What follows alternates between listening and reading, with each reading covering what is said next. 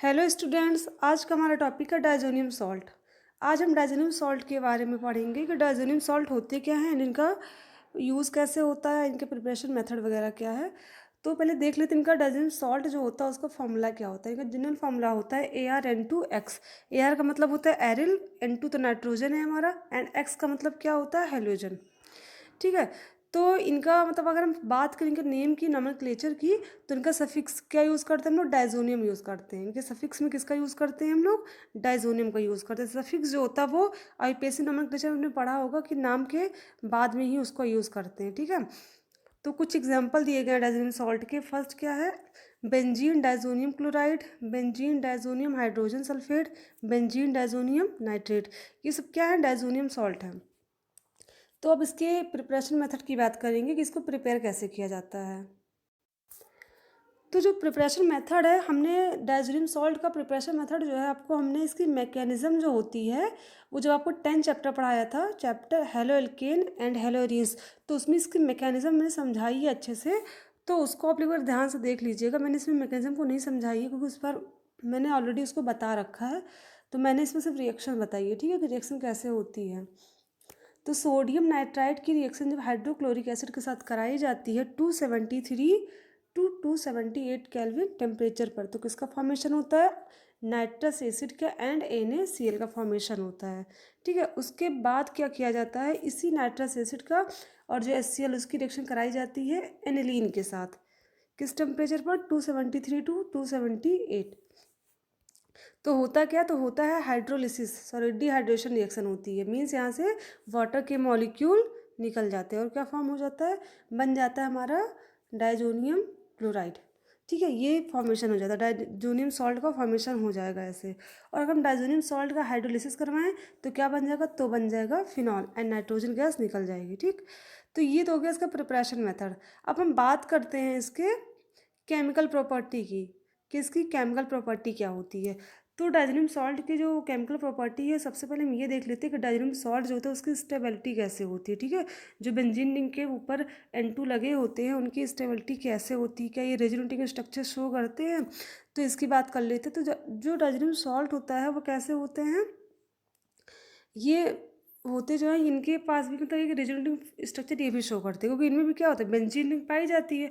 और बेंजीन आपको पता होगा कि बेंजीन रिंग में सबसे ज़्यादा रेजोनेंस प्रॉपर्टी शो करने की कैपेसिटी होती है। ठीक है, क्योंकि इसमें अल्टरनेट डबल और सिंगल बॉन्ड पाए जाते हैं। ठीक। तो इसमें होता क्या है, जो नाइट्रोजन होता है इसके पास लोन पेयर होते हैं एंड ये पॉजिटिवली चार्ज होता है क्योंकि ये इलेक्ट्रॉन डेफिशिएंट होता है। तो जो ये लोन पेयर होते हैं वो क्या करेगा, इस बॉन्ड के इलेक्ट्रॉन को भी तरफ पुल करता है, खींचता है, जिससे क्या होगा, इस पाई बॉन्ड का इलेक्ट्रॉन इस पर शिफ्ट हो जाएगा। जैसे यहाँ पर पार्शियली डबल बॉन्ड फॉर्म हो जाएगा एंड यहाँ पर नेगेटिवली चार्ज, यानी कि नाइट्रोजन हमारा कैसा हो गया, इलेक्ट्रॉन रिच हो गया। ठीक। एंड ये कार्बन कैसा हो जाएगा, इलेक्ट्रॉन डेफिशिएंट। अब ये कार्बन इलेक्ट्रॉन डेफिशिएंट होता है तो क्या करता है, इस पाई बॉन्ड के इलेक्ट्रॉन को अपनी तरफ खींचता है, जिससे यहाँ पर इस कार्बन पर क्या आ जाएगा, पॉजिटिव चार्ज। एंड यहाँ पर क्या हो जाएगा, डबल बॉन्ड का फॉर्मेशन हो जाएगा। ठीक। अभी पॉजिटिवली चार्ज यानी कि जो इलेक्ट्रॉन डेफिशिएंट कार्बन है क्या करेगा, ये इस पाई बॉन्ड के इलेक्ट्रॉन को अपनी तरफ खींचता है। ठीक है, जिससे यहाँ पर पॉजिटिव चार्ज आ जाएगा और यहाँ फिर से पाई बॉन्ड का फॉर्मेशन हो जाएगा। ठीक है। तो होता यूँ है कि इसके ऑर्थो एंड पैरा पोजीशन पर कौन सा चार्ज आता है, पॉजिटिव चार्ज। यानी कि जो हमारा डायजोनियम सॉल्ट होता है उसका जब रेजोनेटिंग स्ट्रक्चर हम ड्रॉ करते हैं तो हमने क्या देखा कि उसके पैरा एंड ऑर्थो पोजीशन पर इलेक्ट्रॉन डेफिसिट यानी कि इलेक्ट्रॉन डेंसिटी क्या होती है, कम होती है। ठीक है। तो ये हो गया इसका रेजोनेटिंग स्ट्रक्चर। अब हम इसके रिएक्शंस की बात करेंगे कि इनमें केमिकल रिएक्शंस कौन कौन सी होती हैं। तो इसकी फर्स्ट रिएक्शन है न्यूक्लियोफिलिक सब्स्टिट्यूशन रिएक्शन। तो न्यूक्लियोफिलिक सब्स्टिट्यूशन रिएक्शन जो होगा किसमें होता है, डायजोनियम सॉल्ट में। तो देखिए डायजोनियम ग्रुप जो होता है वो कैसा होता है, वेरी गुड लिविंग ग्रुप, यानी कि बहुत अच्छा ही लिविंग ग्रुप होता है and can be easily substituted by other group such as fluorine, chlorine, bromine, iodine, cyanide, hydrogen, NO2 etcetera. These are reaction in which N2 is displaced. यानी कि अगर जो डायजोनियम सॉल्ट होता है वो कैसा होता है, ये बहुत अच्छा लिविंग ग्रुप होता है। अगर इसकी रिएक्शन ClVr किसी भी इस टाइप की CnNO2 के साथ कराई जाती है तो यहाँ से क्या होता है, N2 डिस्प्लेस हो जाती है और ये आकर के अटैच हो जाती है। ठीक है। तो फर्स्ट रिएक्शन तो न्यूक्लियोफिलिक होगी, और जो सेकंड रिएक्शन होती है डायजोनियम सॉल्ट में वो होती है कपलिंग रिएक्शन। इसका मतलब होता है diazonium ion is positively charged and so behaves as an electrophile. It is couples with electron rich aromatic compound to form azo compound. यानी कि कपलिंग रिएक्शन का मतलब होता है कि जो डायजोनियम सॉल्ट होता है वो क्या करता है, इलेक्ट्रॉन रिच कंपाउंड के साथ कपलिंग कर लेता है, यानी बॉन्ड बना लेता है, और उसे क्या कहते हैं, एजो कंपाउंड कहते हैं। क्योंकि जो डायजोनियम सॉल्ट होता है वो कैसा होता है, इलेक्ट्रॉन डेफिशिएंट होता है, means as a electrophile use करता होता है, ठीक है। तो जो इलेक्ट्रॉन रिच कंपाउंड होते हैं मीन्स जो न्यूक्लियोफाइल्स होते हैं उनके साथ ये बॉन्ड बना के क्या कर लेता है, एजो कंपाउंड का फॉर्मेशन करता है, ठीक। तो the diazonium ions act as electrophiles because it has positively charge. क्योंकि इस पर क्या होता है, ऑर्थो पर और पैरा पोजिशन पर क्या होता है, पॉजिटिव चार्ज होता है, इसलिए कैसे होते हैं, एज अ इलेक्ट्रोफाइल यूज़ होते हैं ये, ठीक।